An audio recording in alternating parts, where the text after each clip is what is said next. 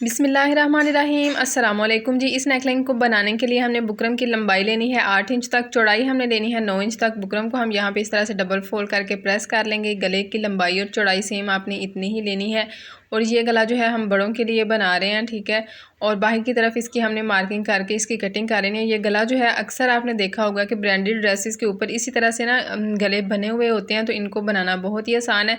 अब जो अंदर से बुकरम हमने कट की थी उसको हमने यहाँ पे रख के पहले पेस्ट कर लेना है, फिर इसके बाद गले को रखना है। तो इस तरह से गला हमारा बहुत ही अच्छे से सेट हो जाएगा।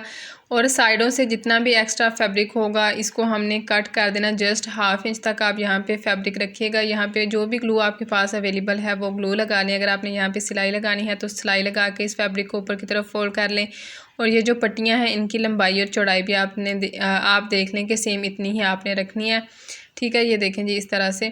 और ये जो मैं यहाँ पे ग्लू लगा रही हूँ, ये कलफ वाला पानी मैंने रेडी किया है अपनी काफ़ी ज़्यादा वीडियोस में, इसकी डिटेल मैं आपके साथ शेयर कर चुकी हूँ। अगर आपने इस पानी को अभी तक नहीं रेडी किया तो ज़रूर रेडी कीजिएगा। मेरे चैनल पर इसकी एक डिटेल वीडियो भी मौजूद है।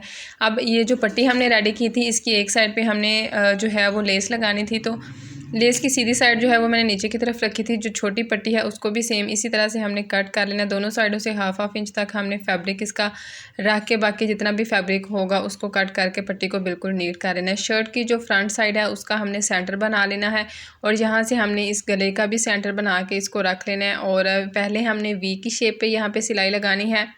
इसके बाद ये जो हमने इसकी पट्टियाँ रेडी की हैं, तो छोटी पट्टी हमने पहले इसकी यहाँ पे लगानी है, ठीक है।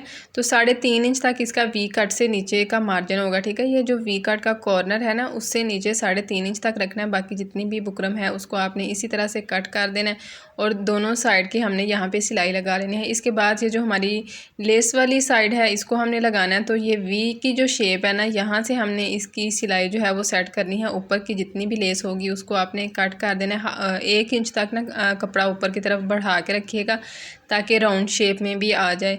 और नीचे की तरफ से इस तरह से फैब्रिक को फोल्ड कर लें और दोनों साइडों पे सेम इसी तरह से हमने इसकी सिलाई लगा लेनी है। उम्मीद करती हूँ कि आज की वीडियो आपके लिए हेल्पफुल रही होगी। मज़ीद इस तरह की वीडियोस के लिए चैनल को सब्सक्राइब कर लें, बेल आइकन को प्रेस करके ऑल पे क्लिक कर लीजिए ताकि फ्यूचर की तमाम वीडियोस का नोटिफिकेशन आपको मिलता रहे। अगर आप मेरे चैनल पर नए हैं तो चैनल की बाकी वीडियोस को भी ज़रूर विज़िट कीजिएगा। बहुत ही useful ideas, tips and tricks मैंने आपके साथ शेयर की हैं।